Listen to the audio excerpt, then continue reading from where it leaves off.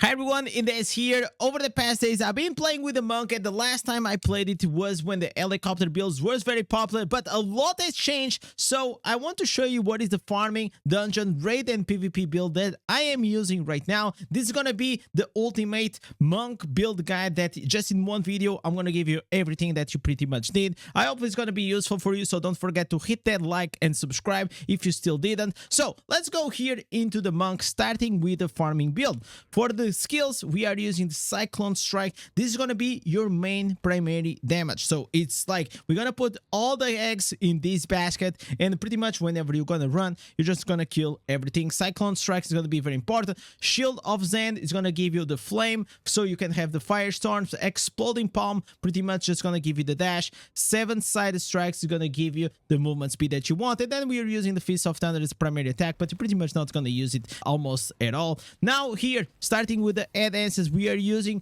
the Wayward Muse. This one, it is very cool because whenever you use the Shield of Zen, it is also gonna boost your skill damage by 30%. And have in mind, skill damage. Now here, for the balance in moderation, now your Cyclone Strike pretty much just gonna create a wind around you. Whenever you do this, together with the Shield of Zen, with this fire, and if you have enemies around, it's gonna start creating a bunch of firestorms, and a lot of your damage will come from these firestorms. It is actually pretty nutty. The other one for the shoulders, it is gonna be the Wind Child. This one, the 7-side strikes, is gonna increase your movement speed up to 40%. This is how you can go and start hitting like that max speed for your farming. Then we have the Terminal Pace. This one's gonna make that your Cyclone Strike is gonna increase the damage up to 57%, depending on your movement speed that you have right now. And have in mind that we also, because we are having the awakened slots, you also want to try to have your awakened slots on the Cyclone Strike damage increase. We have here 10%. We also have here another 10% on the chest, and this is going to be very important so you can keep up with all that damage. Then here for the main hand, we are using the Leaping Shadow, the 7-side strikes. Now pretty much becomes a buff, and whenever like you have a target together, this is going to hit in. Whenever it's gonna hit, thanks to the shoulders, is also gonna increase your movement speed. The other main hand, we are using the Califaction. The Califaction pretty much gonna make that your Shield of Sand is gonna become like a fire shield, and this is the thing that you need together here to the Cyclone to create the firestorms. Then we are using the Eye of Storm pretty much to increase again the Cyclone radius, so you have a bigger AoE. And whenever you have this together with the Colossus, I become bigger, and I even have a bigger range, skill range. Colossus is very good because of this. Then we have the Obstruction of the Omniscience. This one, Exploding Palm, now dashes forward from, and is gonna make them pretty much burning. So you go here, also pretty cool because you're gonna create even more firestorm. So this is like pretty much the whole build. When it comes here to the green set items, I'm using 4 pieces Grace and 4 pieces Vithus, but you can also use 2 pieces Vithus and 2 pieces Banquets if you want to increase even more your damage. Then we are using here for the legendary gems. This is actually very important because for the farming build, I actually like to go more like with a dot setup, and whenever I go into the dungeons, I like to go with a more bursty. So we are using here the Mother's Lament. That's gonna increase our critical strike. We are using the Bloodsoaked Jade for the 10% movement speed and all damage. We are using Everlasting Tournament and the Viper's Bite. These are the 2 damage over times that we're gonna have. We are using the rank 1 Void Spark. The only reason why this is here is pretty much this is gonna give you a Chain Lightning, and this Chain Lightning, whenever together with these 2 dots, it's just gonna spread all your dots. And also here, if you have with the Rolling Consequence, the Rolling Consequence is also procced, he also is gonna add the burning effect. So pretty cool. All I want is pretty much I run with my Cyclone, I'm gonna show you, and then everything pretty much is gonna die. Then we are using the Pain class. Whenever you have a damage over time, it's gonna increase your damage. And last but not least, this is my new addition that I got from running the 100 crest, free to play crest on my 1-year anniversary of Diablo Immortal. this gem, it is pretty cool. Not only increases the skill damage, which is perfect for this build, but we are using mainly for its utility. It's going to increase your size, and also it's going to increase your skill range. And as I show you, whenever I triggered, I become big, and also the radius is going to increase. It's very useful overall. Even if you have this at rank 1, try to get one because it is very, very cool. Now let's go here into the Paragon. Well, for the Paragon, I'm actually using something interesting.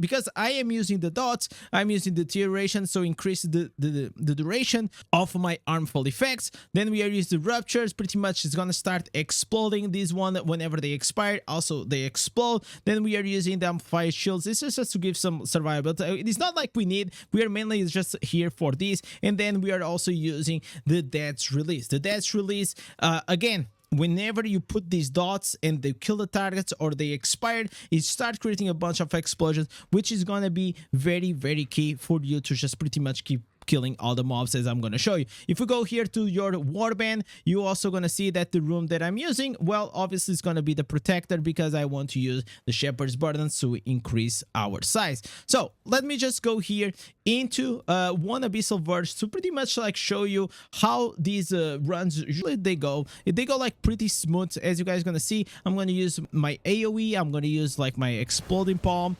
So let's go here. Always try to focus obviously on the elite mobs, and as you see here, the Void Sparks pretty much just gonna create and put the dots on the targets, and they will just end up dying. So I know that I don't really have to stay there to pretty much kill anything. So here I'm gonna use obviously some primary attacks because it's gonna be an orange mob.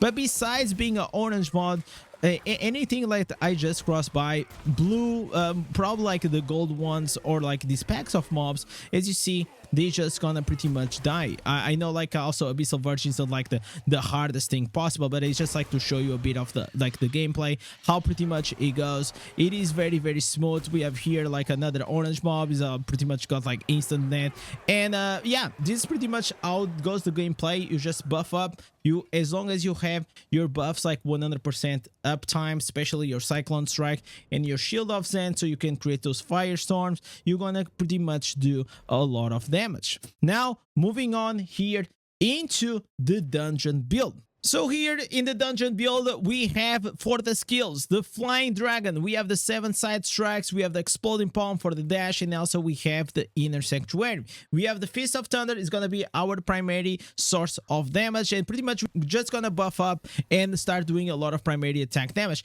We are using here the Humbled Horizon. This one's going to be and create an aura around you with the Inner Sanctuary that your primary attack speed and your allies will be increased by a lot. So if I go here and I click, every ally that is going to be inside this is also going to have a buff, which is very good. So you also can bring a bit of support into your party. Then we have the Nest of the Vipers. This is actually one of like the coolest instances. It's like now the Flying Dragon also grants you a Dragon Strike that whenever you're doing your punches, it's also going to create a wave of damage. Then we have here the Discipline Weight. This one's just going to boost our 7 side strike damage by 20%. Then we have the Empty Cups. The Flying Dragon also is going to conjure a tornado that together here with the Nest of Vipers, this pretty much these two like go so well, they merge like so well that whenever we're attacking, there is going to be a tornado. This tornado is going to help you also with some AoE damage. Then we have here the Leaping Shadow. This one is going to create that the 7 side strike is going to become like a buff, pretty much as we used to have or with our farming build. Like pretty much these also gonna create like some damage. It's pretty nice. Then we have the Order Without the Sin. This is gonna pretty much empower your Fist of Thunder whenever like you do the 3 or 4 punches. It's gonna create like this lightning bolt. It's gonna create a dot on the target. Obstruction of Omniscience. Now the Exploding Palm is gonna create a dash that the same way as we use in a farming build. And the Feast of Adonok, this Flying Dragon, also increase your damage up to 5 times. It's gonna be like some 30% or something like that. So this is the build that I am using right now. It works like pretty much extremely well. So all you're gonna do is just gonna buff up, you're gonna dash, and then you're just gonna do a lot of damage. As you saw here, 4 million. It pretty much like kind of sits like around like the 4 million. It's kind of decent, man. Like at the end of the day, it is a monk. Afterwards, like it starts dropping a bit like to the 3.5, and it is just like primarily focused on your primary attacks. I really like it. Then we have here for the green side items, once again, I'm using exactly the same as I was using for the farming build. That's why I just have like one set for everything. Grace, 4 pieces for the extra damage every time you hit the target 4 times. It does an additional damage. And we are using here the 4 pieces Vithus for the increase on your beneficial effect duration on your gems and on your buffs, and also for the attack speed, so you start attacking faster. It is very, very nice. Now, going here into the legendary gems, as I said, for the farming builds, I like to use the dots, but here on the dungeons, it's all about like for you to go and do that burst damage, right? So you just want to go or try to go, if you can, with only burst gems. So we're using again the Mother's Lament for the crit, Paint Clasp to increase our damage whenever we have some continuous damage over time, and which we have it because of like the Order Without a Sin or the Running Consequence or any person in your party. As long as the target it has a damage over time from anyone in your party, you will be able to trigger the Paint Clasp. So don't think it has to be only your dots that will count. We are using the Morn Skull for that increased damage. It is just like one of like the best damage gems. I cannot wait to keep ramping up this gem. I got a lot of copies. Running Consequence, increase your crit. Also, we have like a lot of like fire damage that comes with it. Very, very good gem, probably the best in the game. Then we have the Specter Glass, the new to start. Whenever you crit, you're gonna add extra damage. Then we have here the Bloodsoaked Jade, increased damage, increased movement speed. Fervent Fang, also every time that you attack the target, up to 10 times is gonna keep increasing and ramping up the damage. Also pretty cool. And of course, still using the Colossus Gem to get that mobility and to get that extra skill damage. Even though it's not like the perfect build for these, he's still like very useful because as whenever you're bigger, you go faster. It kind of adds that mobility and the skill range. I kind of like it. If you don't have any of these instances, feel free to slot things like, for example, you have here the Everlasting Tournament, you have the Berserker Eye, you have the Viper's Bite. There's a few options here that are pretty much free to play that you can also slot. If you have, for example, a Gloom Cask, maybe you can also slot that. Mine is rank 1, so it's not like that good for this. So here, for the Paragon, what are we using? Since we are using a lot of dashes and a lot of mobility, well, we are using with the Blur, Ambush, and the Undead Steel for that increased critical hit chance. With the Fate, so we keep refreshing whenever we kill a target. And the Illusory Strides, pretty much so we don't get, you know, like blocked with the traps and things. And then we are using the Lightning Rod.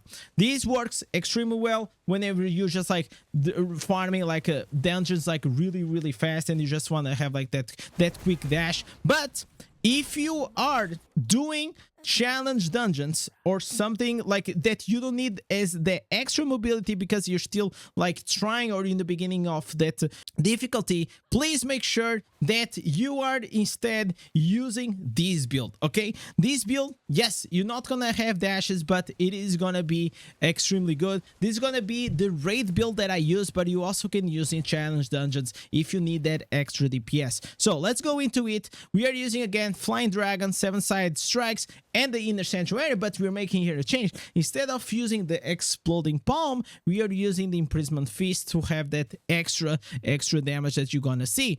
Then here for the instances, you're gonna see like the builds are similar. We are still using the Humble Horizon to give you that primary attack speed aura around your character, as I show you here. Then you also have the Nest of Vipers, once again, that you're gonna empower your Flying Strike, and now you're gonna do more damage. Then this is the shoulders and the major change that we're using. Now the Imprisonment Feast grants you a warning flare that causing you primary attacks to release a wave of energy. And this, whenever you go to the dummy, maybe not gonna do like a lot of damage because this is mainly for the AoE abilities inside the dungeons. Whenever you are inside the dungeons, you're gonna see like these waves coming. So if I go here and I show you, pretty much you're gonna see like this wave coming up. This is gonna create like a lot of damage on those packs. So trust me, it's gonna be insane. Empty Cups, once again, is gonna make that your Flying Dragon is gonna create the tornado. The Tenderous Grasp, this one is gonna make that your 7-side strike now gonna cause primary attacks. So pretty much you're gonna buff up with these 3 buffs that you see here, and then you're just gonna click on this target and it's just gonna create a lot of damage. Like as you guys can see here, I am pretty much just like destroying the target. It's gonna be like an insane amount of damage. I just love it. Order without sin, it is the same thing. Whenever you finish your combo with the Thunder Fist, it creates extra damage. Vendenant Sting, your flying dragon will also create some armor shred. This is very good, not only for you but also for your party. And then we have the Fist of Aranok, that your flying dragon is gonna increase the damage up to 30%. So pretty powerful build. I really like it. For here, once again, we are using the 4 pieces Grace, 4 pieces Vithus, and I can just show you here also the Paragon since we're here. We are using full attack, primary attack speed, like we're using at the proficient. Your attacks, primary attack damage, it is increased because everything that we're gonna do, it's just gonna increase our attack speed, then primary attack speed, and then we have here lightning rod for that extra damage. If you need more attack speed, which probably you don't because we're already using these, you could also use these, but you kind of don't need it. You're just gonna go and pretty much have literally an overload of primary attack speed. So let me just go here and do a test, so you pretty much gonna see. If you're gonna see and look at my buffs, you're gonna understand that all I'm gonna do is just I'm gonna buff up everything, like 4 buffs, and then I'm just gonna start attacking the target. So 4 buffs, and then I just start like creating damage. Like you guys see, like 4 million damage, 5 million damage. Like the damage, it is increased like substantially. And as long as you have like enough beneficial effects, duration, and all these things, you're just gonna start pumping way more damage. So if you guys see, like it's gonna stay above like between 5 or 4 million damage. For me, for my account, you may be a bit lower, you may be a bit higher, depends on the way like your character is built and your power and all these things. So this is the build that I'm using for the raids and also for the challenge dungeons. Okay, now finally the last one is gonna be the PvP one. So for the PvP one, no more helicopter. So all we have right now, it is gonna be our Omni Slash. Pretty much is just gonna start like attacking the target. You're gonna dash, you're gonna get this invisibility, some evasion, and also you just pretty much gonna use your exploding palm, and then like you're just gonna disappear. They cannot target you, and you start like attacking multiple targets, and it is pretty powerful. Like I felt like I was playing yesterday with it, and I really enjoyed it. So here, Shield of Zen, very good. Then we have the 7-side strike, we have the Mystic Strikes, and then we have the exploding palm. So how this PvP build works? Well, if you go here to the instances, I'm gonna try to explain you as fast as I can. Crippling Insight is just pretty much gonna increase the number of charges that you can use the exploding palm. Also, it's gonna reduce a lot the cooldown, because pretty much all you need to do is just keep spamming this. You're gonna do a lot of damage and you cannot get targeted. It's kind of OP. Breath of the Ancestors, this one, the 7-side strikes, now is gonna trigger the explosion palm explosion. Like you're gonna see, it was gonna work extremely well. Then we have the Ascending Rain Cloud. This one, after you use your dash, which is the Mystic Strike, you're gonna increase your evasion rating by 20%. This is gonna be key, because as a monk, you wanna go and run with your evasion gear that I'm gonna show you. Then we have here as well, for the branding bound, the Mystic Strikes now causes you to move into a quick direction, damaging all the targets, and also you're gonna cause them to knock back. So whenever you dash to the target, you're gonna knock them down. It is very cool. So if you go and you want to charge, you go like this, and then you just pretty much start exploding palm. It is very nice. I actually really like to play with it. Then we have the Calefaction. The Calefaction is gonna create the flame shield that you want. So you have the firestorm also popping. We have the leaping shadow that's gonna make that your 7-side strike now also gonna create the buff, start attacking the target, so it goes and also triggers the exploding palm.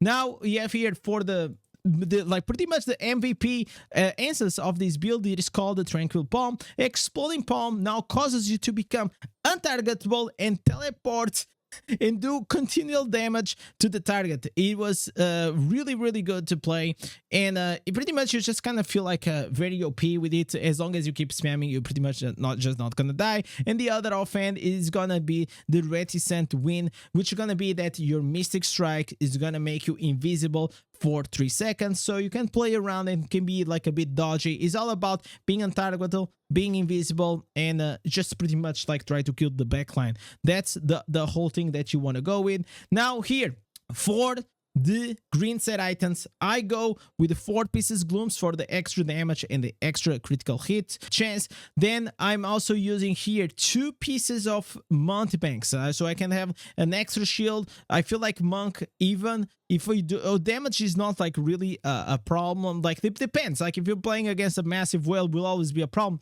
but I felt like I kind of wanted to always have like extra survivability. If you don't need the survivability, you can replace these 2 pieces of Monk banks with 2 pieces Banquets, and you're also going to be very, very fine. And last but not least, 2 pieces of Vithu Surge is going to be very important. Then here for the legendary gems, we are using the same set as I was using for the dungeons, because you just want to go, you want to use your exploding palm, and you pretty much just want to burst the target. So more crit, more damage, more crit with the rolling consequence, Specter Glass, Bloodsoaked Jade, Fervent Fang, and also the Colossus Engine. Unfortunately, I want to really change here the Fervent Fang. I don't have like enough gem power to probably, what will I use? Maybe I will put like an Everlasting Tournament or the Viper's Bite just to give me like an extra dot, since I don't have like a very good replacements for it at this moment. Have in mind that there's always replacements for the gems. If you don't have one, just go and try to see like for example Berserker Eye, maybe not like the best option for PvP, but then as long as you use, for example, here the Everlasting Tournament, Viper's Bite, and like something else that you maybe find on your gem setup can be useful. So for the Paragon, we are using here the Gladiator. We are going with the Grizzled Veteran that we receive less damage, it will increase 4% more damage, and whenever you kill a target, you get like this boost to 12% more damage and less percent damage taken. The first aid and also the Old Formation. This one is nice because sometimes like that survivability extra like comes clutch. The Old Formation we are using because, man, everything it is about playing around the idol, especially on the new map. So if you don't like this, you can actually remove it and go, for example, the combat veteran. Some players maybe like to go here with the uncontrollable, is also nice. And besides this, usually I go with this one because everything is like literally around the idol, and I just try to go to the idol to try to get the best that I can. Here for the legendary skill, we are using the Benefactor.